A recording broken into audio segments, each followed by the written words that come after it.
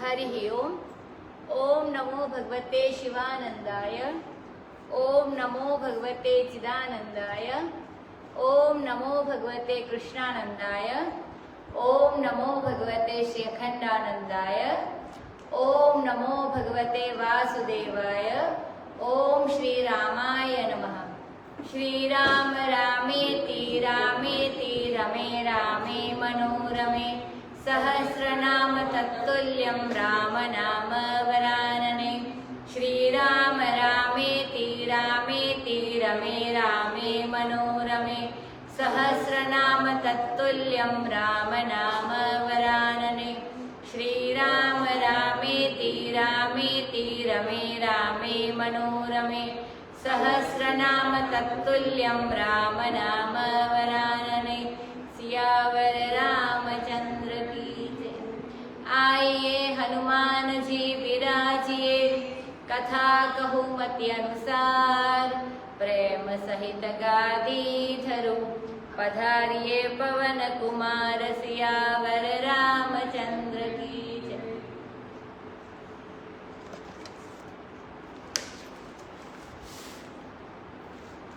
हरि ओम। श्री रामचरितमानस स्वामी श्री अखंडानंद जी महाराज के प्रवचनों पर आधारित पुस्तक बालकांड। कल हमने देखा कि राम जी ने धनुष तोड़ दिया। अभी आगे देखते हैं। तोड़ने के बाद क्या होता है?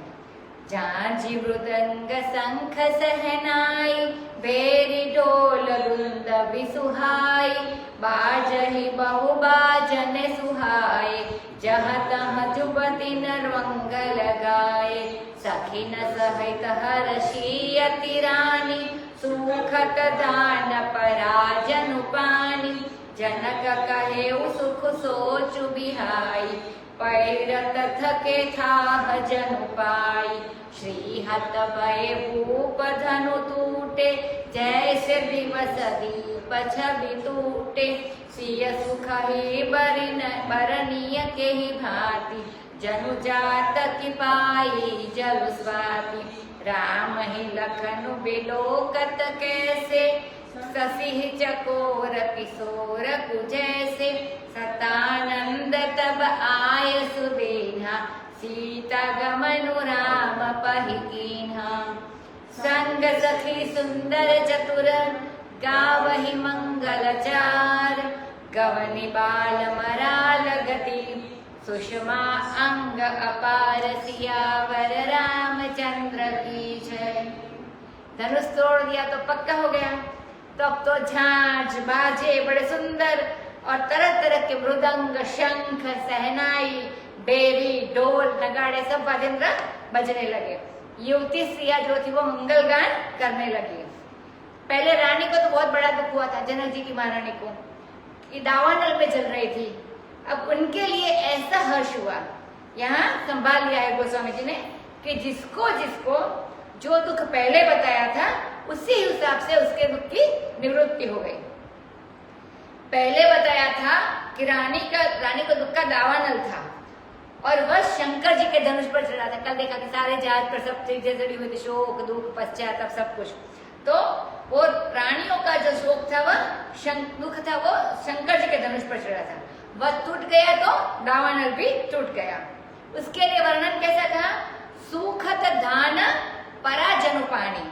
जैसे धान की खेती सूख रही है और उसमें पानी पड़ गया हो तो धान उग जाता है। यह धान की ऐसी महिमा है कि जैसे मछली का जीवन पानी है, वैसे ही धान के जीवन भी पानी है।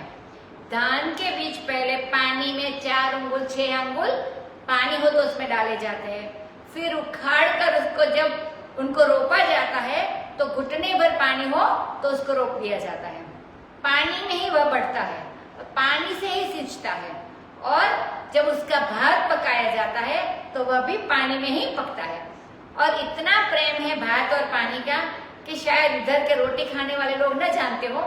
उड़ीसा देश में भात पकाने के बाद थोड़ा ठंडा करके उसको पानी में रख देते हैं और छूते नहीं है, चलाते नहीं है।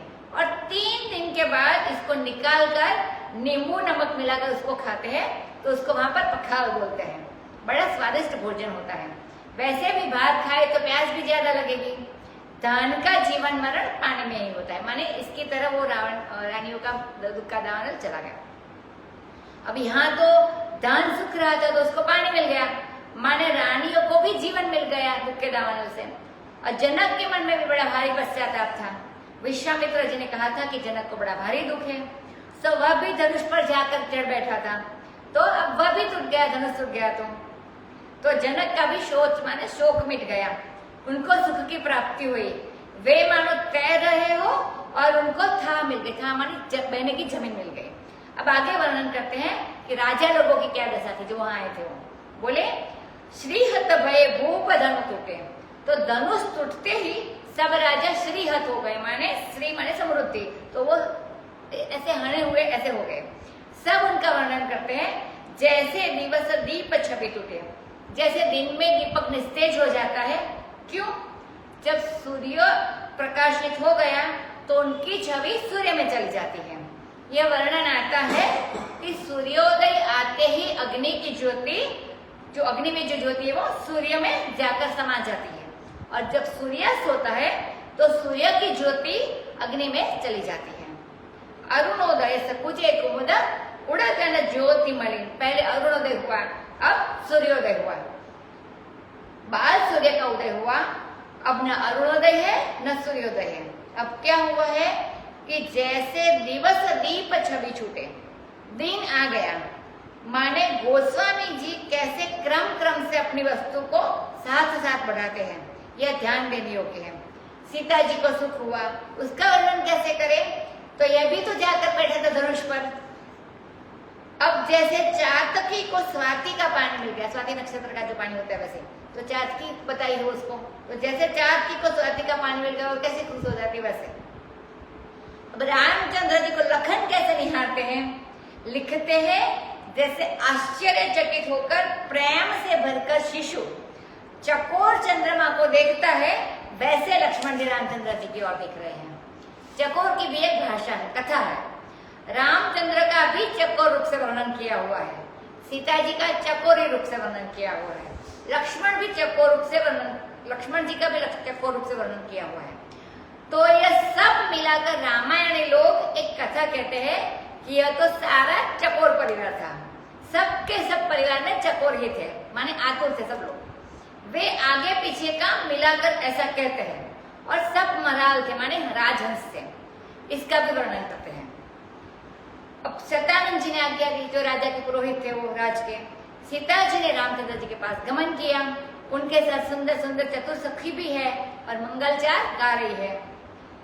गवनी बाल मराल गति, जैसे मराल माने बाल हंस चलता हो, ऐसे रुन झुन बड़े धीरे धीरे पांव रखते हुए चल रही है। दौड़कर चलने में स्त्री की शोभा नहीं है, उनके अंग में अपार सुषमा है, शोभा है, सुंदरता है। सीता जी जब चल रही है तो सखिन मध्य सियसोहति कैसे, छवि गण मध्य महाछवि जैसे, कर सरोज जय माल सुहाई, विश्व विजय शोभा जय छाई। तन सकोच मन परम उछाऊ, गूढ़ प्रेम लखि परई न काऊ। जाई समीप राम छवि देखी, रही जनु कुंवर चित्र अभरेखी। चतुर सखी लखि कहा बुझाई, पहिरावहु जय माल सुहाई। सुनत जुगल कर माल उठाई, प्रेम विवश पहिराई न जाई। सहोत सोहत जनु जुग जलज सनाला, ससिहि सभीत देत जयमाला। गावहि छवि अवलोकि सहेली, सिय जयमाल राम उर्मेली। रघुबर उर जयमाल, देखी देव बरसी सुमन। सकुचे सकल भुआल, जनु बिलोकि रवि कुमुद गन। सियावर रामचंद्र की जय। अब चारों ओर से सखियों ने जानकी जी को घेर रखा है, उनके बीच में उनकी कैसी शोभा होती है कि जैसे सब सखियां तो छवि है और उनके बीच में से जानकी जी महाछवि है। तो ये सुंदरता को भी सुंदर करने वाली है सीता जी, तो ये सुंदरता की भी छवि है और छवि खानी है और गुण की भी खानी है, मानी सुंदरता की भी खान है और गुणों की भी खान है। तो ये छवि खानी है, गुण खानी है। इसीलिए आदि शक्ति भगवान की होने के कारण इनका नाम महा है। इनके कर कमल में जयमाल है, कमल की जयमाला है। तो यह दोनों तरफ सरोज शब्द आता है, सरोज माने कमल, बड़ा सुहावना लगता है। मानो एक जन्म का हृदय नहीं, जन्म जन्म के अपने हृदयों की जयमाला गुथ करके भगवान श्री रामचंद्र जी को चढ़ाने के लिए चली हो।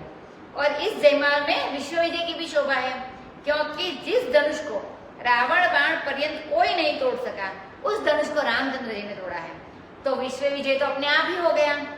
और ये जो जयमाला प्राप्त हो गई है, ये विश्व विजय दहेज में है। विवाह के उपलक्ष्य में देखो तो जानकी जी के साथ शरीर में बड़ा संकोच है और मन में बड़ा उत्साह है। उनके हृदय में जो गूढ़ प्रेम है वह कोई दूसरा नहीं देख सकता है। अब पास आई और राम जी की छवि देखी। अब तो जैसे कोई तस्वीर हो, ऐसे श्री जानकी जी चित्र लिखी से हो गई।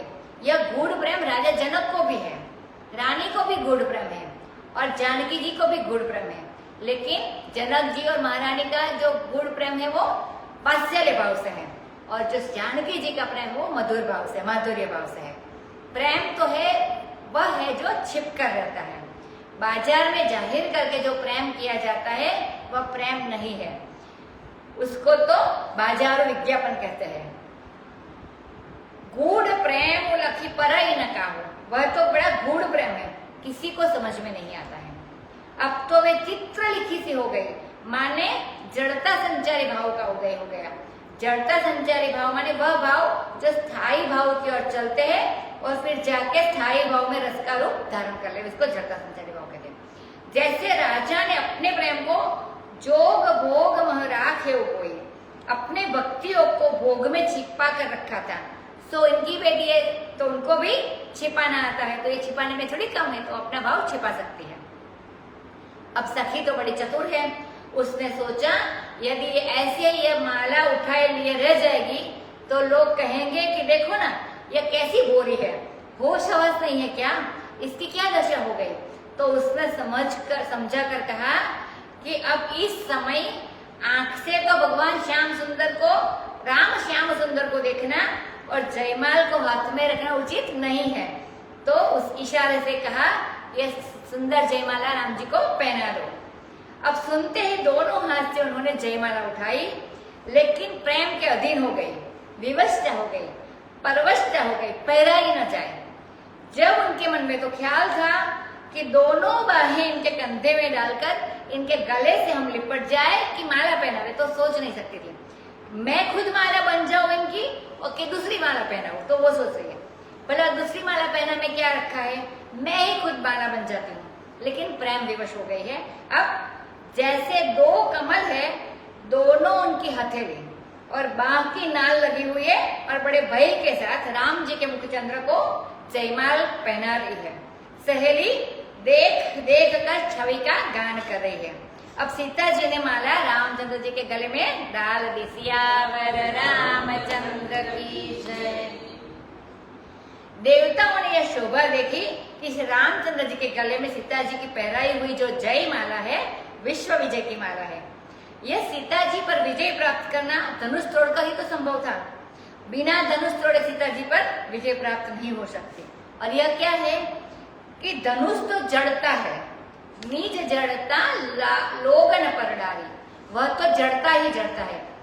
जब प्रकृति और पुरुष के बीच में से जड़ता भंग हो जाती है तब प्रकृति भी चेतना हो जाती है और वह चिन्मय होकर, चिन्मय माने शुद्ध चेतना, चिन्मय होकर परमात्मा के साथ एकता का अनुभव करती है। यदि जड़ता का भंग नहीं हुआ तो पुरुष दृष्टा ही बनकर रह जाएगा, विवाहित होगा ही नहीं कभी, वह एक कभी होगा ही नहीं। भोक्ता और भोग्य कभी एक नहीं हो सकता जब तक बीच में जड़त्व की भ्रांति पड़ी हुई है। और जब जड़ता की भ्रांति कट गई तो भोक्ता और भोग्य दोनों एक हो गए। वेदांतियों के इस सिद्धांत को भर्तृहरि ने, जिन्होंने वाक्य पद्य लिखी है, उन वैयाकरण भर्तृहरि ने कहा है कि वेदांत का सिद्धांत यह है यत्र द्रष्टा च दृश्यं च दर्शनं च विकल्पितं तस्यैवार्थस्य सत्यस्त्वं श्रुतस्यैयन्त वेदिनः। वेदांत वेदी लोग उस बात को सच्ची मानते हैं जिसमें केवल दृश्य और दृष्टि ही कल्पित नहीं है, बल्कि दृष्टा भी कल्पित है। वह प्रत्यक्ष चैतन्य अभिन्न अधिष्ठान तत्व उससे पृथक नहीं है। जब उसका बोध होता है तब जड़ता बाधित हो जाती है। प्रकृति चिन्मयी होकर, शुद्ध चेतना होकर ब्रह्म से एक हो जाती है। यह संपूर्ण प्रपंच ब्रह्म रूप हो जाता है। सारा प्रपंच, सारा संसार। अब तो देवता लोग पुष्पों की वर्षा करने लगे। पहले देवता लोगों ने सुमन ले रखा था अपने अपने हाथ में। इंद्र कहता था कि हाथ हमारा, सूर्य कहता था कि आंख हमारी। अब इन लोगों ने रामचंद्र जी पर वर्षा कर दी। सब तुम्हारा ही है, सब तुम ही हो, हमारा कुछ नहीं है। सब राजा जो पहले विरोधी थे वे संकुचित हो गए। जैसे सूर्य को देखकर कुमुद गण माने पूरा कमलों का जो छोटे छोटे कमलों का समूह है वो संकुचित हो जाते सूर्य देखने के साथ। पूरा अरुव्योम बाजने बाजे, खल भय मलिन साधु सब राजे। सुर किन्नर नर नाग मुनीसा, जय जय जय कहि देहि असीसा। नाचहि गावहि विबुध बदूटी, बार बार कुसुमांजलि छूटी। जहाँ तहाँ विप्रवेद धुनि करहि, बंदे बिरिदावली उच्चरहि। महिपाताल नाक जसु व्याप, राम बरिसिय भंजे उचाप।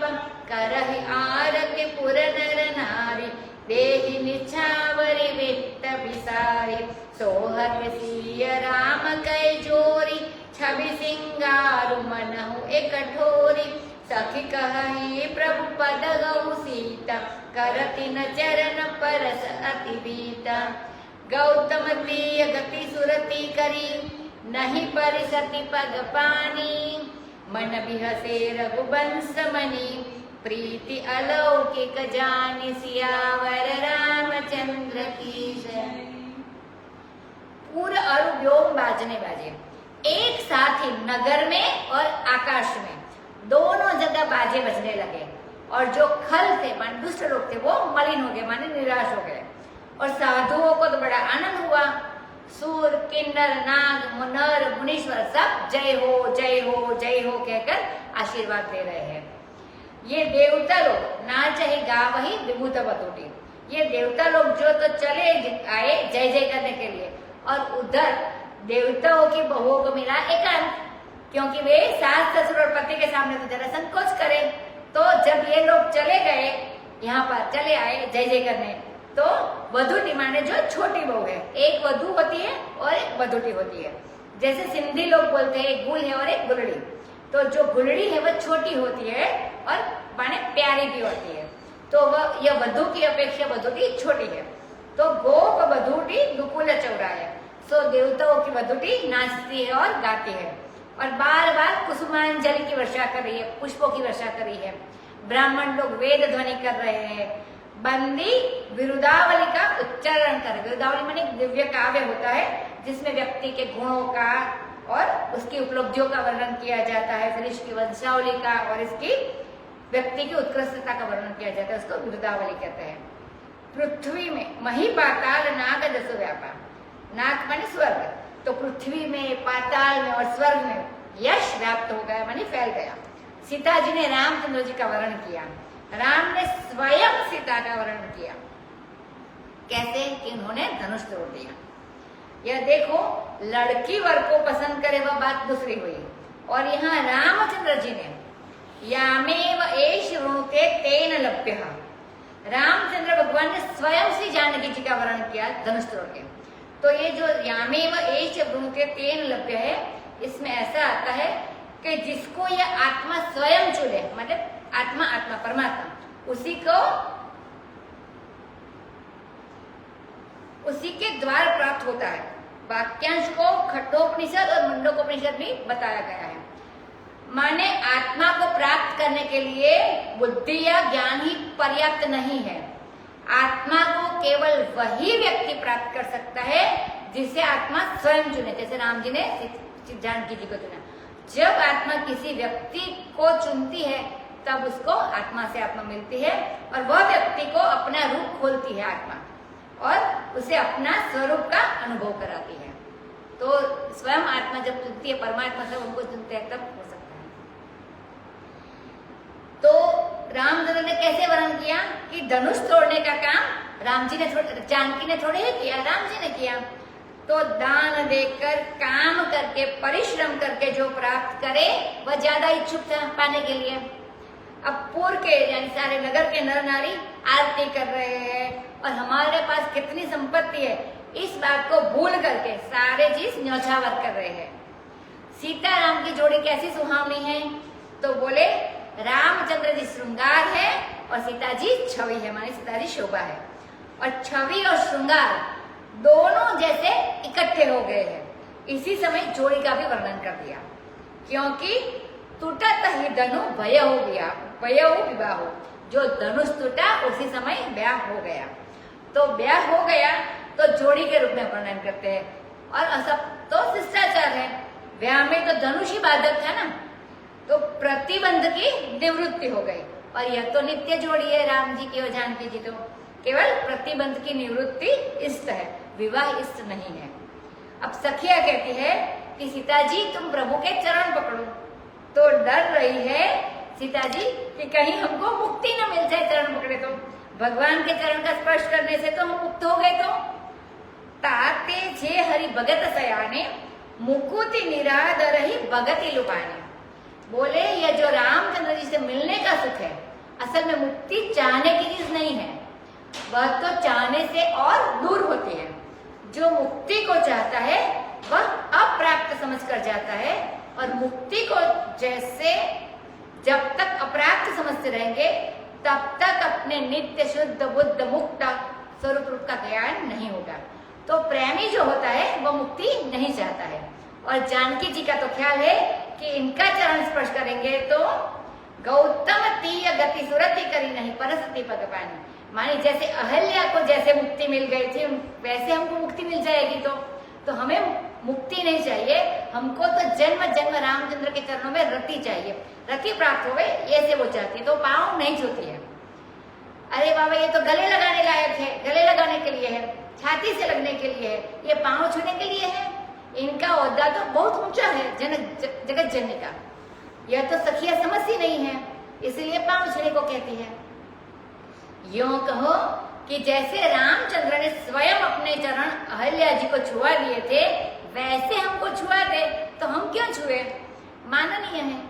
उनको तो अपना चरण छुआ कर आए हैं और हमको छुआने के लिए हिचकिचाते हैं राम जी, तो मैं नहीं छूंगी और यही छुआए तो ठीक है। अब जो रघुवंश वाले जो भगवान है वे मन में हंसे कि उसको तो सब पता चल जाता है, खुलकर नहीं हंसे, क्योंकि बड़े लोग जो होते हैं वो गंभीरता से लेते हैं, वे ठठाकर नहीं हंसते, न फफक कर रोए और न ठठाकर हंसे। यह बड़प्पन की भी मजबूरी होती है। तो अलौकिक प्रेम को, जानकी जी के अलौकिक प्रेम को जानकर रामचंद्र जी मन ही मन हंसे। मुक्ति का निरादर करके भी यह प्रेम ही है, तो अलौकिक प्रेम है, क्योंकि ये तो स्वयं नित्य शुद्ध बुद्ध मुक्त स्वरूप है। अब मुक्ति क्यों चाहे, इन्हें तो परमानंद जीवन मुक्ति का विलक्षण सुख चाहिए, और यह विदेह की बेटी है तो इनको थोड़ी मुक्ति चाहिए। तपसिय देखी भूप अभिलाषे पूर कपूत मूड मन माखे उठी उठी पहिर सनाह अभागे जहाँ तहाँ गाल बजावन लागे लेहु छड़ाई सिय कह को धरि बांधहु नृप बालक दो तोरे धनुष चाड़ नहीं सरई जीवत हमहि कुंवरी को बरई जो भी देहु कछु करे सहाय जीतहु समर सहित दो भाई साधु भूप बोले सुनि बानी राज समाज हिला जल जानी बलु प्रताप वीरता बढ़ाई ना कपि ना कहि संग सिधाई सोई सूरत की अब कहु पाई असि बुद्धि तौ विधि मोह मसिलाई देखहु राम ही नयन भरी तजि ईर्षा मधु कोहु लखन रोषु पावक प्रबल जानि सलभ जनि होहु सियावर रामचंद्र की जय। अब क्या हुआ, लोग भी कभी कभी गाली देते हैं, जो ये शब्द बताए वो समझ की बात है, क्योंकि गाली की वृत्ति भी सबके मन में आती होंगी, यह भी तो एक चीज है। तो किसको गाली देते हैं कि अपने विरोधी को गाली नहीं देते हैं, अपने इष्टदेव के विरोधी को गाली देने की वृत्ति चरितार्थ कर लेते हैं। तो बोले उठी उठी पहिरी सनाह अभागे, माने जो ये शब्द बोले इसके बारे में ये अभागे शब्द भी गाली है। और कूर कपूत मूड ये सब क्या है, और ये जो बोल रहे हैं सो क्या है कि झूठ ही गाल बजा रहे हैं। कुछ तत्व तो इनके अंदर है नहीं, कुछ राजाओं के अंदर तो था नहीं। कोई कहते हैं ले हूँ छुड़ाई सिया कहू को, तो कोई कहते हैं कि सीता जी को छुड़ा लो, कोई कहते हैं कि दोनों बालकों को माने रामचंद्र जी और लक्ष्मण को पकड़कर बांध लो, कोई कहते हैं केवल धनुष टूट जाने से इनकी चांद पूरी नहीं होगी, माने इसकी कामना इच्छा पूरी नहीं होगी। यह चांद शब्द बिल्कुल गवार है। जब कोई किसी से रोज 5 रुपया मांगने लगे कि हमको दे दो तो बोले, गांव में बोलते हैं ऐसा कि ऐसा चांद लबलबा कोहे के, माने चांद माने मांग, तो यानी मांग थोड़ी पूरी हो जाएगी। चांद माने ऐसी समस्या कोई तुम्हारे घर में आ गई है कि वह पूरी ही नहीं होती।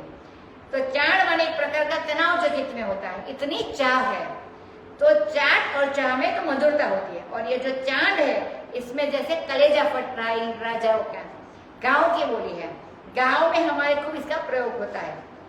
तो हमारे राजा कहते हैं हमारे जीते जीते भला कुंवरी जानकी जी को कौन वरण करके ले जाएगा, और यदि जनक इनकी सहायता करेंगे तो दोनों भाई सहित जनक को भी युद्ध में जीत लेंगे। अब जो साधु राजा थे माने सज्जन राजा थे, भले मानुष थे, वे कहने लगी कि आज राज समाज में लज्जा भी लज्जित हो गया, ऐसा नहीं बोल सकते ना, इतना दुष्ट व्यवहार तुम लोग कर रहे हो कि शर्म भी शर्मिंदा होकर यहाँ से भाग गई।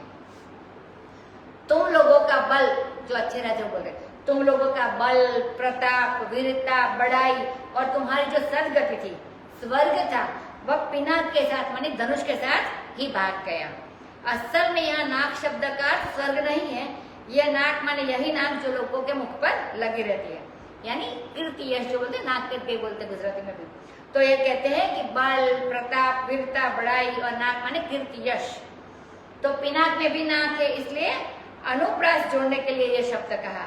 मानो तुम लोगों की नाक कट गई जैसे टूट गया पिनाक, वैसे तुम्हारी नाक भी अब टूट गई है, कट गई है नाक। अब क्या लड़ोगे तुम लोग, अब वही सुरता है तुम्हारी जो धनुष तोड़ने के समय थी, कोई सुरता तो बड़ी नहीं है, और कहाँ से सुरता नहीं लाए हो। इसी बुद्धि से तो ब्रह्मा जी ने तुम लोगों के मुंह में कालिक पोत दिया। कालिक माने किसी के प्रतिष्ठा को कलंकित कर देना, बदनामी कर देना, तो ब्रह्मा जी ने तो वैसा कर दिया। अब देखो राम ही नयन भारी, आंख भरकर रामचंद्र जी को देख लो, सब लोग बोल रहे ईर्ष्या मद और क्रोध छोड़ो, नहीं तो जानते नहीं हो तुम ये जो छोटा है लक्ष्मण वो है बहुत खोटा, इसके क्रोध की प्रबल अग्नि में आप पतिंगा मत बनो, मानी वो जो अग्नि में वो छोटे छोटे कीड़े होते वो जल जाते हैं ऐसे। बाई न तेय बल चिमी जह कागु, चिमी जसु चहै नाग अरि भागु, जिमी जह कुशल अकारण कोहि, सब संपदा चहै शिव द्रोहि, लोभ लोलुप कल किरति चहै, अकलंकता की कामिल है, हरिपद विमुख परम गति चाह, तस तुम्हार लाल चुनर नाह, ओलहलु सुनिसिय सकानी, सखिल बाई गई जहरानी, राम सुबाय चले गुरु पाही, सिय स्नेहु बरनत मन माही, रानी न सहित सोच बस सिया, अब दो विधि काह करनिया, भूप बचन सुनि इत उत कही, लखनु राम डर बोली न सकही, अरुण नयन भ्रुकुटि कुटिल, चितवत नृपन सकोप, मनहु मत्त गजगन निरखी, सिंध किशोर ही चोप, सियावर रामचंद्र की जय। बाइन तेय बलि जिमी चहकागो, माने जैसे कौवा गरुड़ के हिस्से को बलि को चाह रहा है, और जैसे सश माने खरगोश, ससला जो गुजराती बोलते हैं, खरहा जैसे नागाल, खरगोश सिंह का भाग चाह रहा है, और जैसे कोई अकारण क्रोध करने वाला अपनी कुशलता चाहता हो। हर जगह बेमतलब ही गुस्सा करता फिरोगे, वह कहीं न कहीं पिटेगा जरूर। यह पक्की बात है। और जैसे शिव जी का द्रोही कोई संपत्ति चाहे तो शिव जी को द्रोही को कभी संपत्ति नहीं मिल सकती। और जो जो लोभी लोलुप है वह कीर्ति चाहे, ये जो व्यापारी लोग हैं चाहते हैं तो पैसा किसी बहाने आवे और चाहते हैं कि हमें यश भी मिले कीर्ति भी मिले, लेकिन यश और कीर्ति मिलती है तो दान से मिलती है, बढ़िया काम करने से मिलती है, ऐसे थोड़े ही मिलती है। तो लोभी हो लोलुप हो और चाहे कि हमें कीर्ति मिले और कामी तो यह सोचे कि हम निष्कलंक होवे, तो उसको निष्कलंकता की प्राप्ति कभी नहीं हो सकती। भगवान के चरण से तो विमुख हो और परम गति चाहो तो वो कैसे चाहेगा? ये विरोध है। क्यों विरोध है? कि जो परम गति है सो ही हरिपद है और जो हरिपद है सो ही परम गति, माने हरि के चरणों में ही परम गति है। अगर ब्रह्मात्म ऐक्य बोध को ही परम गति माने तो वह भी हरिपद है। सो अयम आत्मा चतुष्पद, आत्मा के चतुर्थ पद का ही नाम मुक्ति है, इसी का नाम परम गति है। तो अरे ओ राजाओ, तुम लोगों का लालच ऐसा ही है कि हरिपद नहीं चाहिए। कोलाहल सुन सिय सकानी, ये कोलाहल सुनकर, कोलाहल में जो कोल शब्द है उसको सुकर बोलते हैं, तो यह कोलाहल सुनकर, कोल कहते हैं सुअर को और कोलाहल माने होता है गुरगुराहट, तो कोलाहल माने जैसे सुअरों की गुरगुराहट वैसा शोर बोल। दुर्गा पाठ में एक जगह आया है कोला विध्वंसनस्तदा, जो कोल को नहीं मानते ऐसे भी असुर थे। तो ये लोग कैसे हैं कि कोलाहल कर रहे हैं, दुष्ट राजा जो है वो कोलाहल कर रहे हैं। सुनकर सीता जी सकेत में आ गई, मानी परेशान हो गई, मुश्किल में पड़ गई, संकट में आ गई। अरे यह क्या हो रहा है? वे तो समझती थी कि अब धनुष टूट गया तो कोई लड़ाई भी नहीं होगी, झगड़ा भी नहीं होगा और रामचंद्र जी मिल जाएंगे। बोले अभी तो समस्या का हल नहीं हुआ, अभी तो समस्या रह ही गई है। सो सखियां उनको लिवाकर रानी जहाँ पे बैठे थे वहां पे रानी के पास ले गई। रामचंद्र जी के लिए तो क्या जैसे कुछ हुआ ही नहीं हो। बड़े लोग छोटी बातों पर ध्यान नहीं देते हैं और छोटों को मुंह भी नहीं लगाते हैं। तो सहज स्वभाव से रामचंद्र जी अपने गुरु जी के पास चले गए और अपने मन में क्या कर रहे हैं कि सीता जी के स्नेह का वर्णन कर रहे हैं। अब रानियों के साथ सीता जी सोच रही है कि अभी ब्रह्मा जी क्या करना चाहते हैं। राजाओं का वचन सुनकर लक्ष्मण इधर उधर देखते हैं कि कोई मौका मिले तो इन लोगों से बदला भी ले ले, लेकिन रामचंद्र जी के डर से कुछ बोल नहीं सकते हैं। जहाँ बोलने का मौका होता है तो लक्ष्मण जी भी बोलते हैं, भाई सेवत लखन सिय रघुबीरहि, जिमि अविवेकी पुरुष शरीरहि। अविवेकी पुरुष जितने राग से, जितने प्रेम से, जितने अनुराग से अपने शरीर का सेवन करता है, लक्ष्मण जी उतने ही राग से सीताराम की सेवा करते हैं और जो मौका आवे सेवा का तो आगे कूद पड़े। अरुण नयन भ्रुकुटी कुटिला, उनकी आंखें लाल लाल हो गई और भौहें चढ़ गई और बड़े क्रोध से राजाओं की ओर देख रहे हैं कि जैसे मार डाले। जैसे कोई सिंह किशोर, सिंह का बेटा हो और हाथियों को देखकर उसके मन में चौंक आ जाए, माने आवेश आ जाए, उद्वेग आ जाए कि चाव आ रहा है, माने चाव आ रहा, उत्साह हो जाए, इच्छा हो जाए कि इनके ऊपर आक्रमण कर ही दे। सिंह का छोटा बच्चा और किशोर हाथियों को देखे तो ऐसा होता है, लेकिन राम जी से डर से बोलते नहीं है। खरबरु देखि विकुल विकल पुर नारी, सब मिल देहि महीपन गारी। तेहि अवसर सुनि शिव धनु भंगा, आयो भ्रूकुल कमल पतंगा। देखि महीप सकल सकुचाने, बाज झपट जनु लवा लुकाने। गौरी शरीर भूति चलबा, गौरी शरीर भूति बल व्राजा। बाल विशाल त्रिपुंड राजा, शीस जटा शशि बदन सुहावा। ऋषभस कछुक अरुण होई आवा, भ्रुकुटि कुटिल नयन रिसराते। सहज हो चितवत मनहु रिसाते। वृषभ कंद उर बाहु विशाला, चारु जने माल मृग छाला। कटि मुनि बसन तून दुई बांधे, धनुसर कर कुठारु कल कांधे। शांत वेशु करनी कठिन, वरनि न जाई सरूप। धरि मुनि तनु जनु वीर रसु, आयो जह सब भूप सियावर रामचंद्र की जय। अब यह गड़बड़ी देखकर नगर के सब नर नारी विकल हो रहे हैं, व्याकुल हो रहे हैं और सब मिलकर राजाओं को गाली दे रहे हैं। इसी समय देखो रामचंद्र जी भी नहीं बोले और लक्ष्मण जी को लड़ने भी नहीं दिया। इस शांति का परिणाम क्या हुआ कि एक ऐसी चीज एकाएक बीच में आ गई कि राजा लोग अपने आप ही चुप हो गए। उसी समय शिव जी के धनुष का टूटना सुनकर भृगुपति वंश के लिए सूर्य समान थे, सूर्य के समान परशुराम जी वहां पर आ गए। भृगु ने ही भगवान को लात मारी थी और उनके कुल का सूर्य अगर आकर 4 बात कह जाए तो इसकी बात को कोई बड़ी बात नहीं समझता। परशुराम जी पर नाराज होने की कोई बात नहीं है, क्योंकि उनके आने से यह बात बहुत जो बड़ी लड़ाई थी वो कट गई। यह भी एक भगवत प्रेरणा से ही हुआ है कि राम लक्ष्मण को लड़ना नहीं पड़ा और जनक जी को भी लड़ना नहीं पड़ा, कोई गड़बड़ नहीं हुई और 4 बात में सारे मसले हल हो गए। अभी क्या बात होती वो सुनते हैं। परशुराम जी को आते देखकर जितने राजा थे वे परशुराम जी को देखकर सकुचा गए और जैसे बाज के झपटने पर लवा माने छोटे पक्षी छिप जाते हैं। अब परशुराम जी का वर्णन करते हैं कि उनका शरीर तो गौर वर्ण है, बड़ी सुंदर विभूति शरीर पर भ्राज रही मानी शोभायमान हो रही है। भ्राज शब्द चमकने के अर्थ में है, जैसे ब्राइटर बोलते हैं इंग्लिश में। यह बिल्कुल भ्राजितम शब्द से ही बना है। जो यह भ्राज धातु है इसी से भ्राज के रूप बनता है, माने शोभायमान हो रहे हैं। और इसी में से ब निकाल दो तो राज धातु है, उसी में राजते बनता है और बड़ा विशाल भाल है, त्रिपुंड लगा रखा है।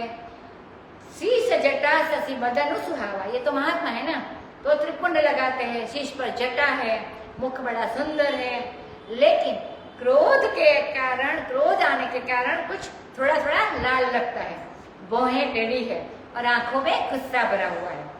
और देखते सहज भाव से तब भी मालूम पड़ता है कि बड़े रीस में है, बड़े क्रोध में है, बड़े गुस्से में है। किसी किसी की शक्ल भी ऐसी होती है मनहूसियत के लिए, हर समय मालूम पड़ता है कि गुस्सा ही गुस्सा इसके अंदर भरा हुआ है। वृषभ के समान इनके कंध है, ये मानो धर्म का बोझ ढोने के लिए पैदा हुए हो, इसलिए वृषभ स्कंद है।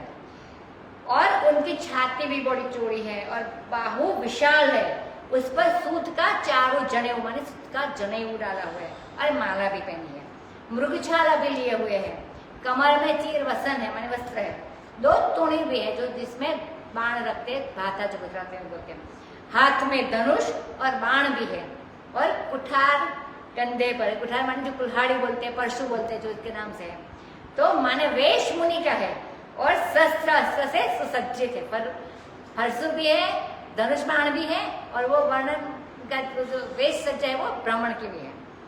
ये असल में ब्राह्मण धर्म के विरुद्ध आचरण करते थे। तो जैसे अर्जुन क्षत्रिय धर्म के विरुद्ध आचरण करने लगा, तब भगवान श्री कृष्ण ने उसको समझा बुझाकर अपने धर्म में निष्ठावान बना दिया। ऐसे ही परशुराम जी भी अपना धर्म छोड़कर क्षत्रिय धर्म में आस्थावान हो गए। अर्जुन क्षत्रिय धर्म छोड़कर ब्राह्मण होना चाहते थे और ये ब्राह्मण धर्म छोड़कर परशुराम जी क्षत्रिय धर्म का पालन करना चाहते थे।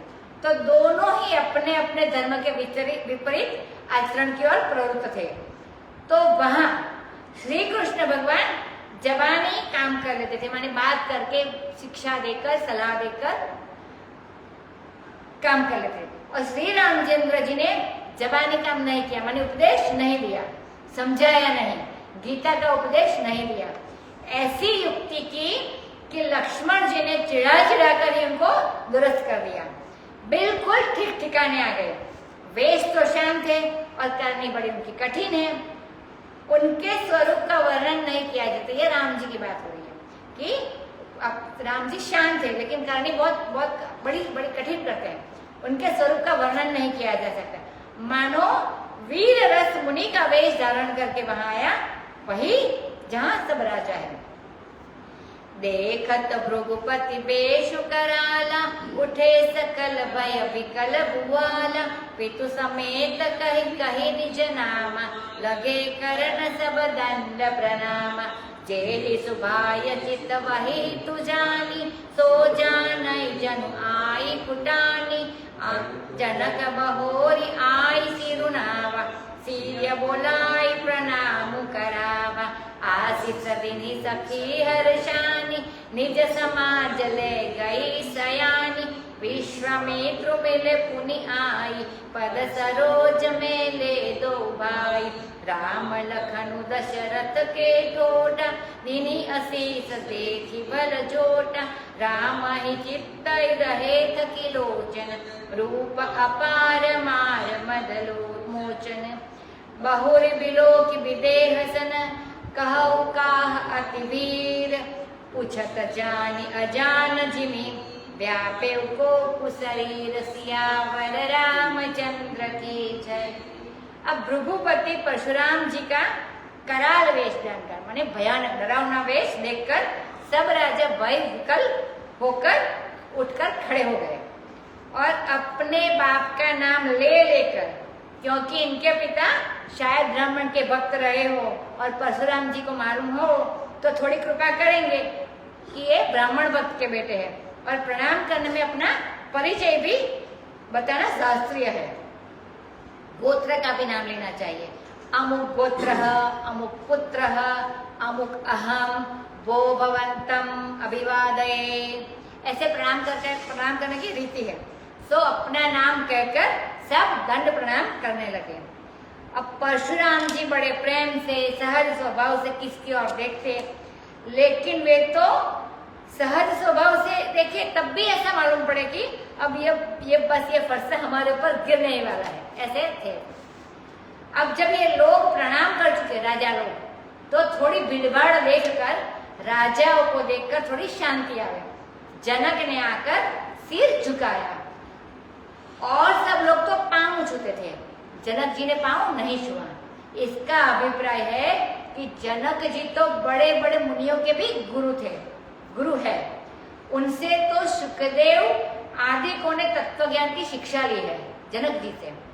समाज में उनका बड़ा आदर है। आकर उन्होंने जरा सा सिर झुका लिया और फिर सीता जी को बुलाया, बेटी को बुलाओ भाई, महात्मा आए हैं, प्रणाम करो बेटी। सीता जी प्रणाम करने को बहुत राजी नहीं थी, प्रणाम करवा, उनके सिर पर हाथ रख दिया कि बेटी झुक जा। वे परशुराम जी को प्रणाम काहे वो करे, वे तो श्री रामचंद्र जी के चरण छूकर आई है। अब तो परशुराम जी ने कहा सौभाग्यवती भव, ऐसे बिल्कुल आशीर्वाद दे दिया। तो सखी सारी हर्षित हो गई कि कोई काम पड़ेगा तो अब सीता जी को बीच में लाकर रखेंगे कि तुमने इसको सौभाग्यवती का आशीर्वाद दे दिया है। और फिर सीता जी को वहां नहीं रखा, अपने समाज में ले गई। ये सखियां सयानी होती हैं, ये शिक्षा भी देती है, श्रृंगार भी करती है, हंसी भी करती है और उलाना भी देती है। ये चारों काम सखियां करती है, इसके लिए बड़ी सयानी है। अब इसके बाद विश्वामित्र जी आए और आकर परशुराम जी से छाती से मिले और फिर दोनों भाइयों को उनके चरण कमल में डाल दिया, राम लक्ष्मण जी को, और इनका परिचय दिया। रामचंद्र ने अपना और पिता का नाम नहीं बताया। विश्वामित्र जी ने ही कहा कि ये राम लक्ष्मण जी है और ये दशरथ के पुत्र है। सो ये बलि जोड़ी देखकर परशुराम जी ने इनको भी आशीर्वाद कर दिया, चिरंजीविताम। तो देखो कितनी रहस्य मन में, राम ही चित्ते रहे थके लोचन, मन में कितना क्रोध है और कैसा विकट वेश है। लेकिन जब रामचंद्र पर दृष्टि पड़ी तो उनके लोचन थक गए, माने स्थगित हो गए। थकना तब होता है जब आदमी का हिलने डोलने का मन न हो। सब थक कर पड़ गए। परशुराम जी के नेत्र थक गए, माने स्थगित हो गए। उनके नेत्रों ने उठना बैठना माने खुलना बंद करना बंद कर दिया, बिल्कुल निर्निमेष हो गए। निर्निमेष माने पलक झपकना बंद हो गया, निर्निमेष नेत्रों से उनको देखने लगे। ऐसा अपार रूप है कि परशुराम जी कहीं पार ही नहीं पाते हैं। इनको देखकर तो जो कामदेव का भी जो नशा है कि मैं बड़ा सुंदर हूँ, वह भी उतर जाए। उस नशे को भी मुक्ति देने वाला राम जी का रूप है।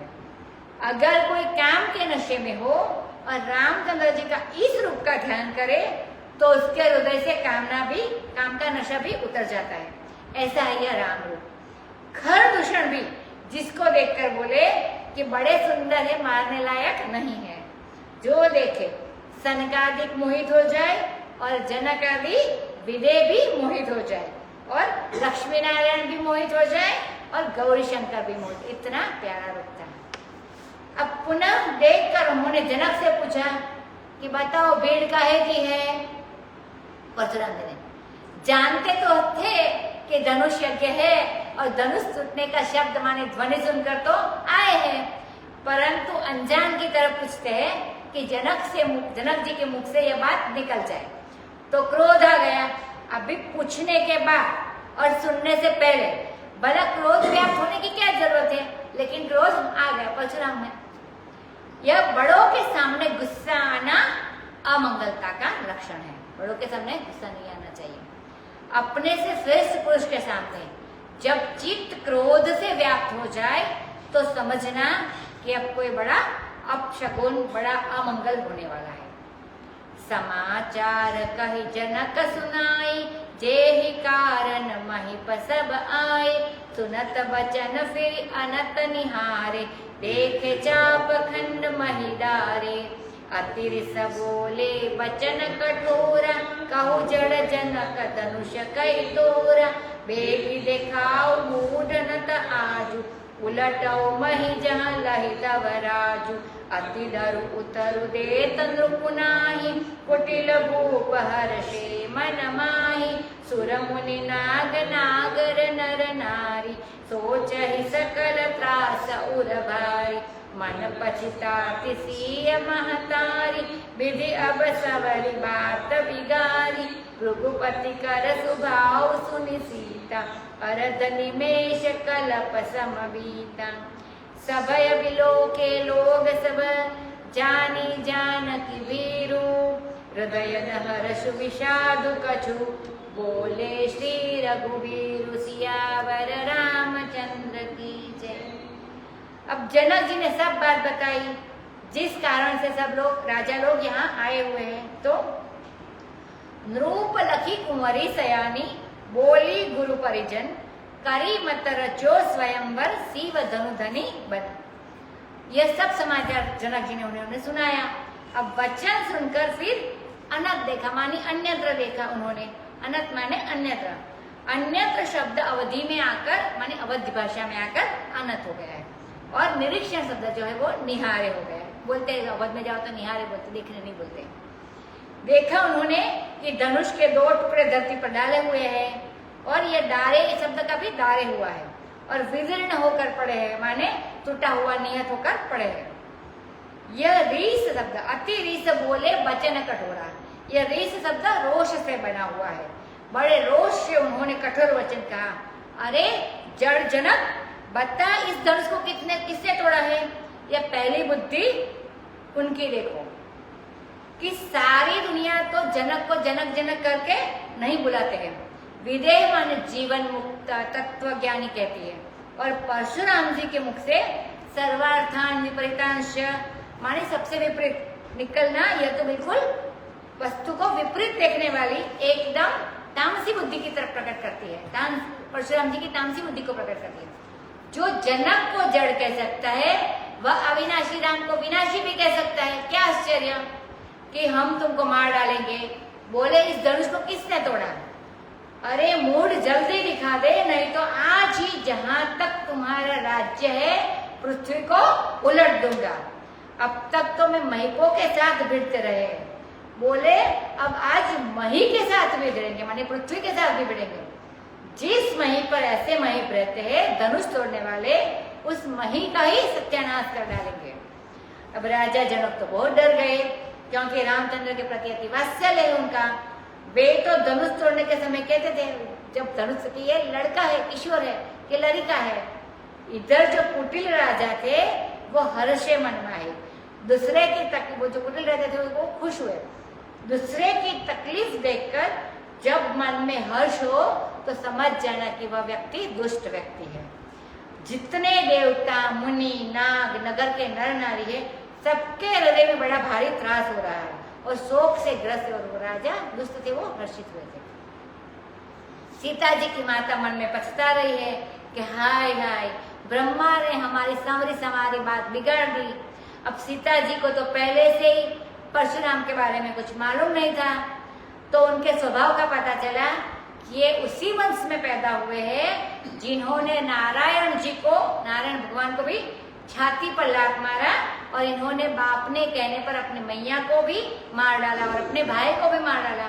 ऐसे है ये कि जिन्होंने 21 बार क्षत्रियों का संहार किया, उनके स्वभाव की बात सुनकर तो सीता जी के लिए आधा पलक भी एक कल्प के समान बीत रहा था। पहले एक पल कल्प के समान, अभी आधा पल भी कल्प के समान बीत रहा था। सब लोगों ने बहुत डर कर देखा। जानकी का दुख देखकर रामचंद्र जी ने देखा कि जानकी का भी दुख देखकर और सब लोग भी भयभीत हुए हैं। ऐसा देखकर रामचंद्र जी ने देखा कि सब लोग भयभीत हो रहे हैं और जानकी जी के हृदय में भी बड़ी पीड़ा है।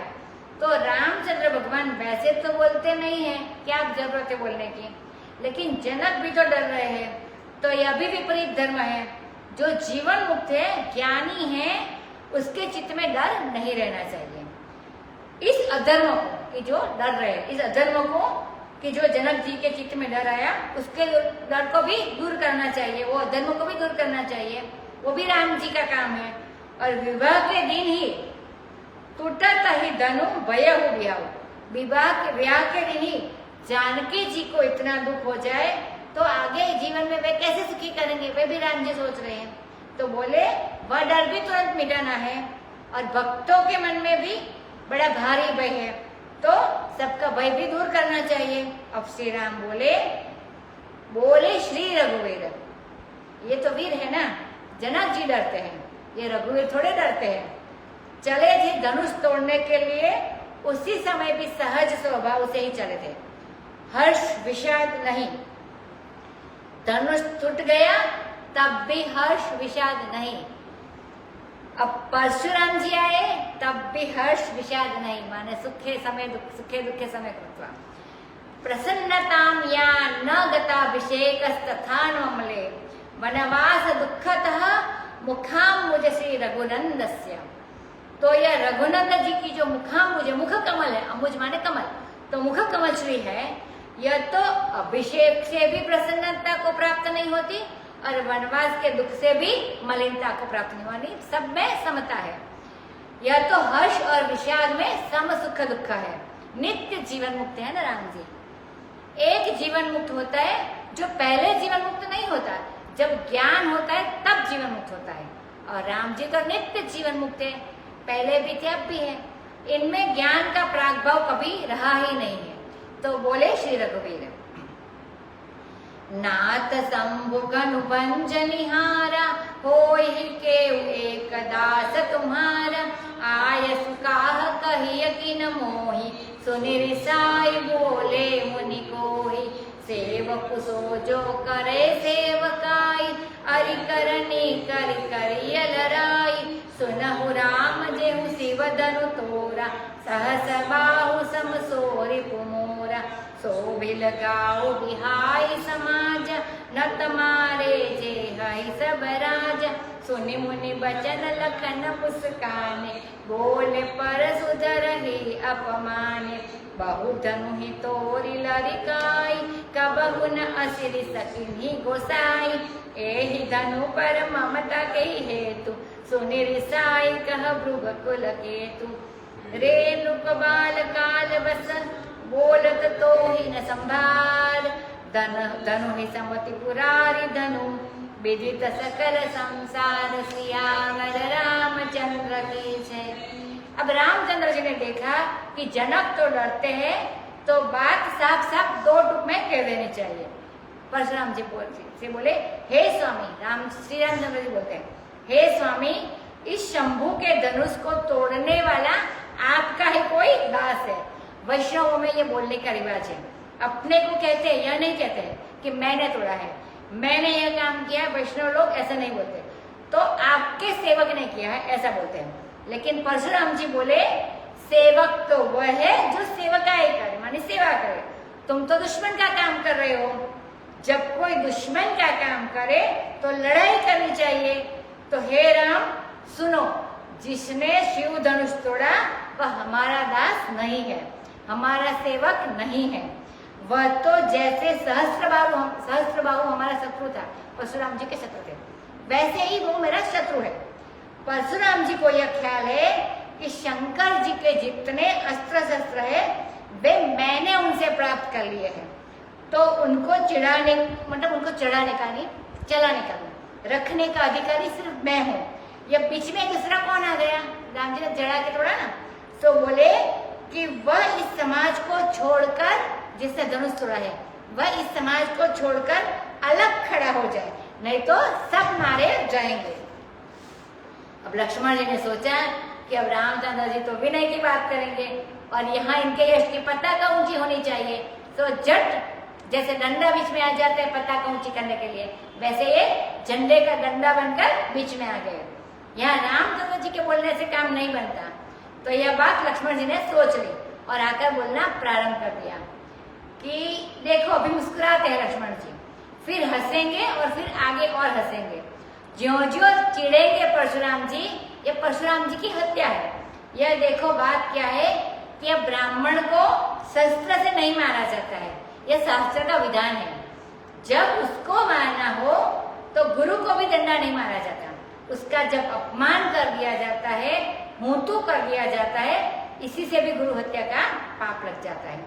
परशुराम जी का थोड़ा अपमान करके उसके भीतर जो जो गुस्सा छिपा हुआ है उस सबको जाहिर कर देना चाहिए।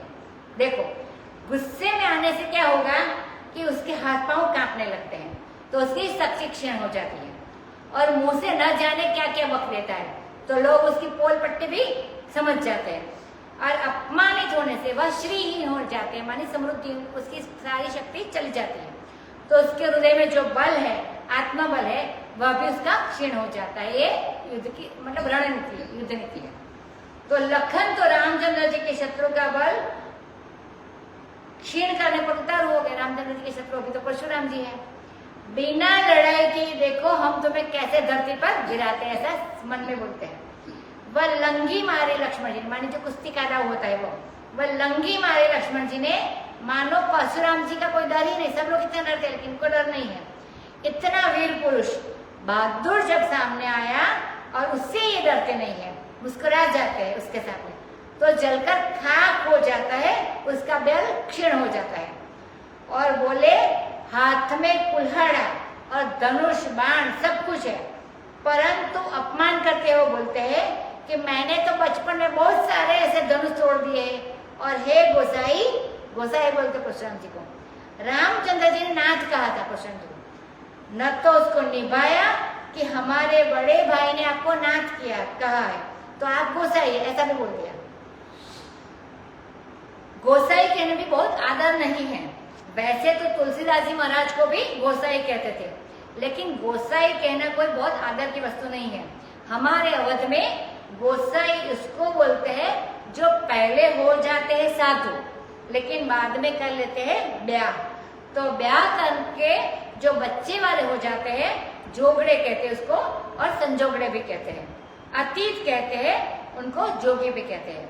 इस ढंग के जो लोग हैं साधु के वंश में, जो इस वंश के साधु, इस टाइप के लोग के साधु के वंश में जो लोग पैदा होते हैं, पहले विरक्त हो और बाद में ब्याह कर संसारी बन जाते हैं, उसके वंश में पैदा होने वाले को गोसाई कहने का रिवाज है। देश में जितने गोसाई है वे प्रायः ऐसे ही है, ये बात बिल्कुल साफ है।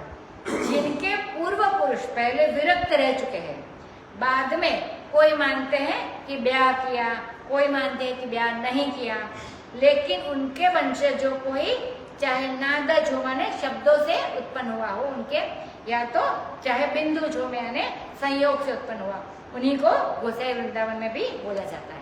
तो नादज माने शब्द से उत्पन्न हुआ और बिंदु माने संयोग से उत्पन्न हुआ। तो यह गोसाई शब्द कोई आदर का शब्द नहीं है। एक और क्षत्रिय बना, धनुष बाण और कुठार माने परशु, और एक और मुनि का वेश, तो बाबा तुम गोसाई मालूम पड़ते हो। राम लक्ष्मण जी को चिढ़ाने को उतरे। अभी मैंने तो बचपन में बहुत सारे धनुष तोड़े, तब कभी तुमने ऐसा गुस्सा नहीं किया है, इस धनुष पर इतनी ममता तुमको क्यों है? अब सुनकर भृगुकुल के तुम्हारे परशुराम जी क्रोध करके आ गए और बोले, रे नृप बालक, अरे ओ राजा के पुत्र, तू काल के वश में हो गया है। बोलते समय तुम्हारे अंदर सावधानी नहीं है, तुम शंकर जी के धनुष को भी अन्य के समान समझते हो। अरे यह तो सारी सृष्टि में विदित धनुष माने विख्यात धनुष है। पहले तो मुस्काई बोले थे और अब लक्ष्मण जी हंसकर बोले, अब चिढ़ाते जाते हैं। लखन कहा हंसी हमरे जाना, सुनहु देव सब धनुष समान। काछति लाभु जुन धनु तोरे, देखा राम नयन के बोरे। छुअत टूट रघुपति न दोषु, मुनि बिनु काज करिय कतरोसु। बोले चितई परसु की और, रे सख सुनेहु सुभाउ न मोरा। बालक बोली बंदौ नहीं तोहि, केवल मुनि जड़ जानहि मोहि। बाल ब्रह्मचारी अति कोहि, विश्व विदित क्षत्रिय कुल द्रोही। भुज बल भूमि भूप बिनु कीन्ही, विपुल बार महि देवन दीन्ही। सहस बाहु भुज छेद निहार, परसु बिलोकु महीप कुमार। मातु पितु ही जनि सोच, बस करहि महिष किशोर। गर्भन के अर्भक दलन, परसु मोर अति घोर। सियावर रामचंद्र की जय। अभी आके लक्ष्मण जी परशुराम जी को क्या कहते हैं, कल बात करेंगे। रघुपति राघव राजा राम, पतित पावन सीताराम। रघुपति राघव